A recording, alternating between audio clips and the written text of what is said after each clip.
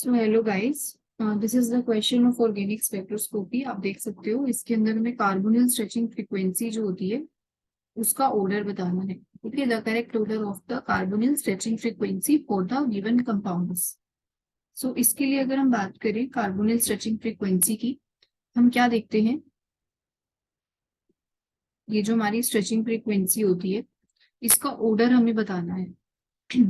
सो जो हमारी कार्बोनिल, जैसे हमने बात की, ये है हमारा सी ट्रिपल बॉन्ड ओ। ये कुछ इस टाइप से ग्रुप होता है हमारा कार्बोनिल ग्रुप।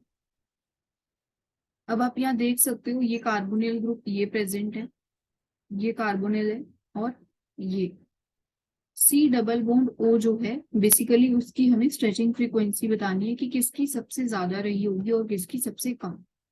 ठीक है, तो सबसे पहले अगर हम बात करते हैं स्ट्रेचिंग फ्रीक्वेंसी की, तो स्ट्रेचिंग फ्रीक्वेंसी बेसिकली किस पर डिपेंड करती है? S character. कौन से कंपाउंड में एस करेक्टर है? ठीक है, सो जिस कंपाउंड में एस करेक्टर सबसे ज्यादा होगा उसकी जो कार्बोनिल स्ट्रेचिंग फ्रीक्वेंसी होगी वो ज्यादा होगी। ठीक है, ऐसा क्यों? जैसे हम ये फॉर्मूला आपने देखा होगा, जब हम वाइब्रेशनल, जैसे हम ट्रांसलेशनल जो एनर्जी पढ़ते हैं, वैसे जब हम वाइब्रेशनल एनर्जी पढ़ते हैं तो वहां पे कुछ इस टाइप से आता है, जो हमारा फॉर्मूला होता है 1/2 पाई सी रूट में के अपॉन में म्यू। तो ये हमारा स्ट्रेचिंग फ्रीक्वेंसी का फॉर्मूला कुछ आता है इस टाइप से, आप देख सकते हो। अब यहाँ से ये है जो हमारी स्ट्रेचिंग फ्रीक्वेंसी, ये किसके डायरेक्टली प्रोपोर्शनल दिख रही है? के अंडर रूट ऑफ के। ठीक है, तो ये के क्या है? ये के हमें क्या बताता है? Bone strength. ये के हमें बताता है बोन स्ट्रेंथ। और बोन स्ट्रेंथ से क्या मतलब होता है? Bond order. और आप कह सकते हो कि हम, अगर हमें बॉन्ड स्ट्रेंथ को कंपेयर करना है, बेसिकली हम यहाँ पे बॉन्ड स्ट्रेंथ ही देखेंगे।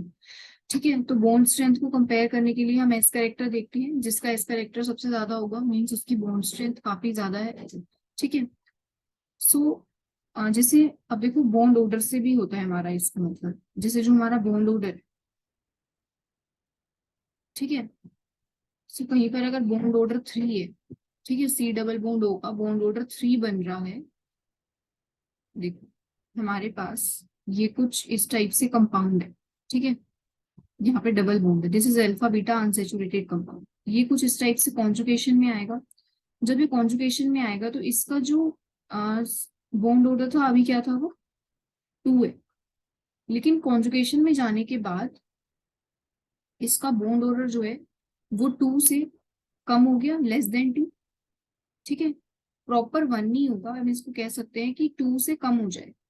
ठीक है, सो अब देखो जरा, तो यहाँ से जो हमारा बॉन्ड ऑर्डर है, जैसे मैंने आपको 2 कंपाउंड्स दे दिए, कुछ इस टाइप के 2 कंपाउंड्स थे, ए एंड बी। तो ए और बी में से जो स्ट्रेचिंग फ्रीक्वेंसी है वो किसकी ज्यादा रही होगी? जिसका बॉन्ड ऑर्डर मीन्स जिसकी बॉन्ड स्ट्रेंथ ज्यादा होगी उसी का जो स्ट्रेचिंग फ्रीक्वेंसी है वो ज्यादा होगी। सो यहाँ से हम बता सकते हैं जो न्यू सीओ है ए की वो ज्यादा है बी से, बिकॉज यहाँ पे कोई भी डबल बॉन्ड प्रेजेंट नहीं है। ठीक है, तो ये जो सी डबल बॉन्ड ओ है इसका बॉन्ड ऑर्डर 2 ही है, बट यहाँ पे जो बॉन्ड ऑर्डर था वो 2 से कम हो गया जैसे ही डबल बॉन्ड जो है कॉन्जुगेशन में इसके साथ जाएगा। सो जैसे अगर इसका बॉन्ड ऑर्डर कम हो गया मीन्स बॉन्ड स्ट्रेंथ डिक्रीज हो गई एंड स्ट्रेचिंग फ्रीक्वेंसी भी डिक्रीज हो गई, और स्ट्रेचिंग फ्रीक्वेंसी ए की बढ़ गई, बी की डिक्रीज हो जाएगी और ए की इंक्रीज हो जाएगी। ठीक है, सो अब अगर हम प्रेजेंट केस में बात करें तो यहाँ पर इन तीनों कंपाउंड्स में कहीं पर भी आप देख सकते हो कॉन्जुगेशन प्रेजेंट नहीं है। सो कॉन्जुगेशन से तो हम बता ही नहीं सकते कि किसकी स्ट्रेचिंग फ्रीक्वेंसी ज्यादा होगी और कम। बट यहाँ पे ना 3 डिफरेंट केसेस है, मीन्स अगर हम बात करें, एक आप हाइब्रिडाइजेशन से भी बता सकते हो। हाइब्रिडाइजेशन से अभी हम देखते हैं, हाइब्रिडाइजेशन से भी हमें पता लग जाता है कि sp2 हाइब्रिडाइज्ड है, sp हाइब्रिडाइज्ड है या sp3 हाइब्रिडाइज्ड है। ठीक है, सो देखो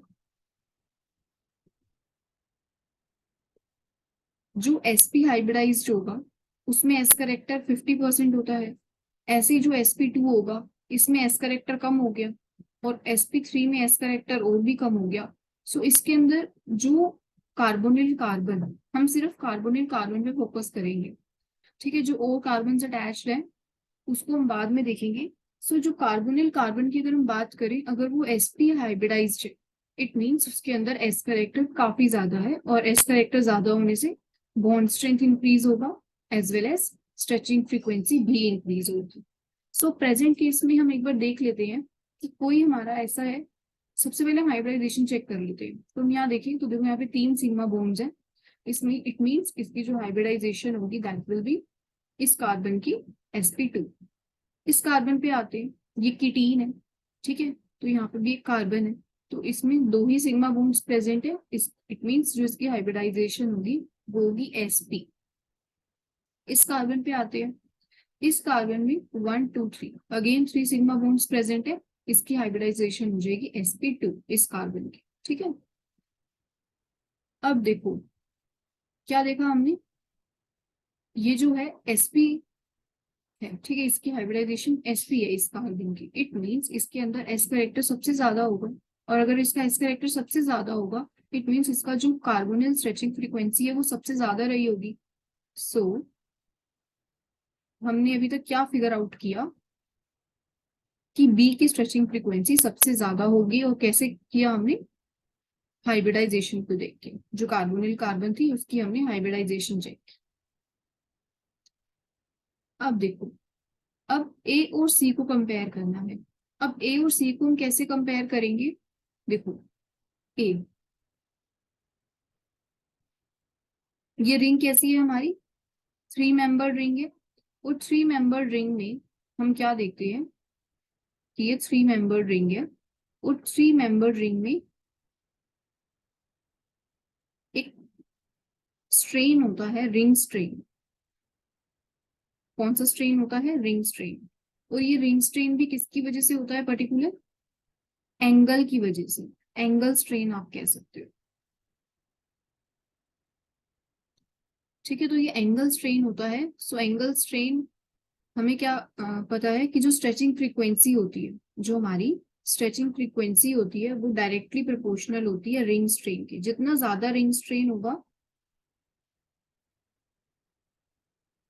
जितना ज्यादा रिंग स्ट्रेन होगा, जो स्ट्रेचिंग फ्रीक्वेंसी है कार्बोनिल की वो उतनी ही ज्यादा होगी।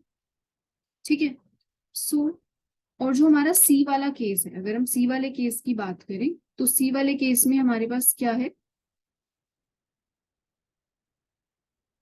एसीटोन प्रेजेंट है। यहाँ पे कोई रिंग प्रेजेंट नहीं है, तो मीन्स इसमें रिंग स्ट्रेन तो कुछ भी नहीं आपको दिख रहा। ठीक है, तो कोई रिंग प्रेजेंट नहीं है, कोई रिंग स्ट्रेन नहीं है, तो इसकी जो स्ट्रेचिंग फ्रीक्वेंसी आती है कीटोन्स की वही आएगी। देखो जो एसीटोन होता है, जैसे अगर हम देखें तो इसकी स्ट्रेचिंग फ्रीक्वेंसी कुछ 1715 सेंटीमीटर इनवर्स इस टाइप से आती है, जो न्यू सी होती है अप्रोक्स। ठीक है, जनरली कीटोन्स की इतनी होती है अगर आप नॉर्मल कीटोन्स को देखो। ठीक है, सो वो इतनी आती है। और अगर हम बात करें साइक्लोप्रोपेन की, साइक्लोप्रोपेनॉन की, जो कि हमारा ए है साइक्लोप्रोपेनॉन, इस केस में जो स्ट्रेचिंग फ्रीक्वेंसी होगी वो 1715 से ज्यादा होगी। ये तो हमारी नॉर्मल कीटोन की होगी। अब रिंग स्ट्रेन की वजह से जो स्ट्रेचिंग फ्रीक्वेंसी है वो इंक्रीज होगी। आप कह सकते हो जो साइक्लोप्रोपेनॉन है उसकी फ्रीक्वेंसी, स्ट्रेचिंग फ्रीक्वेंसी कुछ 1815 पे दिखती है। ठीक है, 1815 सेंटीमीटर इनवर्स होती है इसकी जो स्ट्रेचिंग फ्रीक्वेंसी।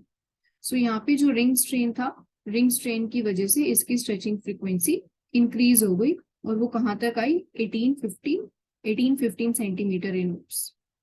और अगर हम बात करें कीटीन की, तो इसकी आप कह सकते हो इसकी जो स्ट्रेचिंग फ्रीक्वेंसी होती है वो होती है अप्रोक्स 2140 सेंटीमीटर इनवर्स।